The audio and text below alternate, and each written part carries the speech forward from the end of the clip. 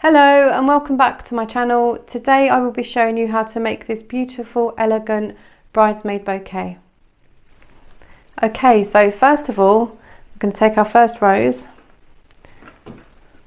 with our second one and we're going to make them into a cross shape. So we're going to point from left to right and from right to left. So your flower and the tip of your stem are pointing in separate directions and you just need to hold those together like so. You'll then add to your bouquet and you'll follow the same rule until we have our first 4 flowers. So this is when the bouquet starts to take shape. So here you can see we have like a square shape. And when I add my 5th flower, I will push one of the other roses towards the middle of the bouquet. So now you can see we have the middle one and 4 around the edge with this gap. With the gap, I'm going to place my other roses like so. So eventually you will have 7 roses, 1 in the middle and 6 around the edge. So you just need to maneuver them around until they're in the exact position. So now I'm going to be adding my gypsophilia. So I hold the bouquet towards my chest, and when I look down at the bouquet I have my center rose and I visualize sets of 2 roses. So I'm going to take each piece of gypsophilia and I'm going to place them in between every 2 roses. So with my first piece, when I'm looking down, I have these 2 roses with my gypsophilia, and then I take my second piece and simply place it among these 2 roses.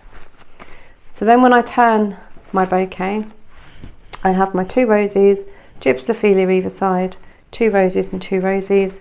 So I know I'm going to place my third piece of gypsophilia between my 4 roses that I have left. So this bridesmaid bouquet is now completed. I'm not going to add any additional flowers because I do have a matching bridal bouquet, so please go and check that out. So now to complete this and to secure the shape, we're going to add some string. So as usual, you take a longer piece and with your hand you just simply hold it so you have the length of the string, tilt your bouquet to the side and then give that string a tug every time you wrap it round. So just work your way down the bouquet, like so.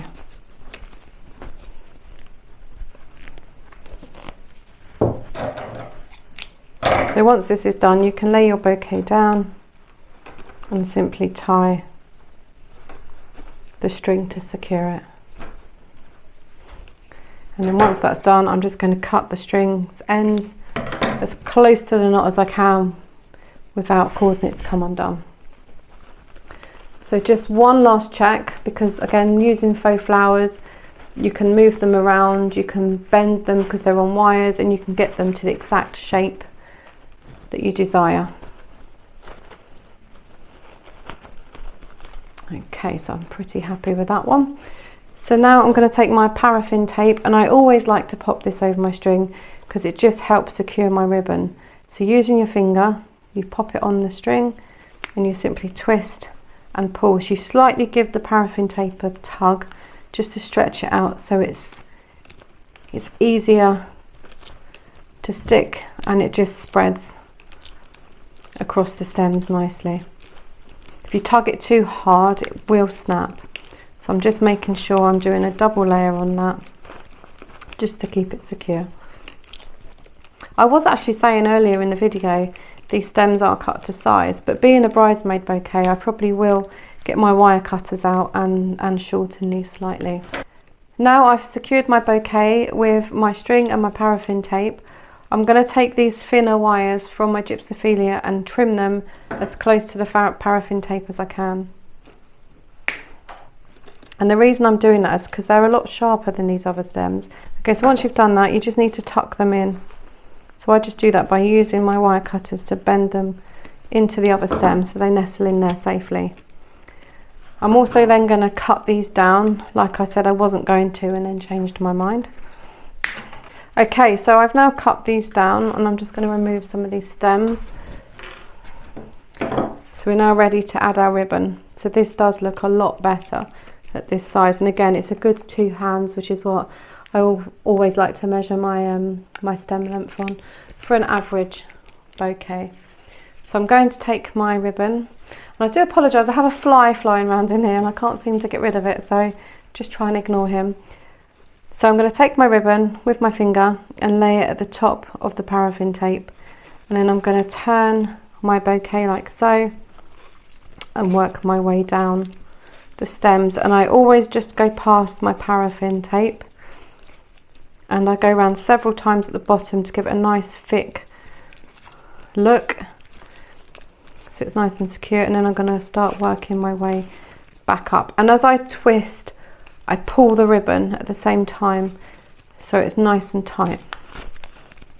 And when I get to the top again, I go around several times like so, and then when I've done enough I cut the ribbon so it's probably about 1.5 inches in length, and then I fold that under and secure like so, and then with the ribbon I secure it using pins. So if you watch my bride bouquet, you'll see that I've used pearl pins, and I'm going to do the same with these ones. So what you need to do is place it into the ribbon and push downwards. Okay, and the reason we do this is we push downwards so there's no pins sticking out for the bridesmaid to cut her fingers on. So I'm just going to do a few more just to secure the ribbon. Okay, so now we've got the ribbon secured and you can see the pearls. We're going to take the thinner ribbon, like so. I always cut it a little bit longer than I need, just so we've got some room to play with. I'm now going to remove one of my pearls, which may seem a bit silly because I've added them all in, but I just needed to gauge the distance. And I'm going to make sure it's equal lengths both sides, and I'm going to place the ribbon across the back and add my pin back in. And I'm going to do this facing me because it's just a lot easier than trying to do it back to front. So you can see you've now got your pearl secured with these 2 bits dangling either side. So I'm now going to lay this back down like so, and I'm simply going to tie a lovely bow. So I'm going to do a double knot just to secure like so, and then I'm going to make a lovely ribbon bow. So I always do it a lot larger than I need to start with, and then I make it slightly smaller just so I can start to get the shape and the length. Once you're completely happy with that, like I am, you can then cut these ribbons to the lengths you want. Okay, so now I'm just going to cut these down. I do want them dangling a little bit, and I'm just going to do them at an angle like so. And there we have it, our beautiful hand-tied, pretty, elegant bridesmaid bouquet with the 3 pearls at the back and the lovely ribbon at the front. Thank you so much for watching today. I hope you enjoyed the tutorial and it's really inspired you to make your own bridesmaid bouquets. They're very simple to do, and please remember to also give me a thumbs up and leave any comments below, and subscribe to my channel and hit that notification button just so you don't miss any of my up and coming future content. Take care. Thank you. Bye.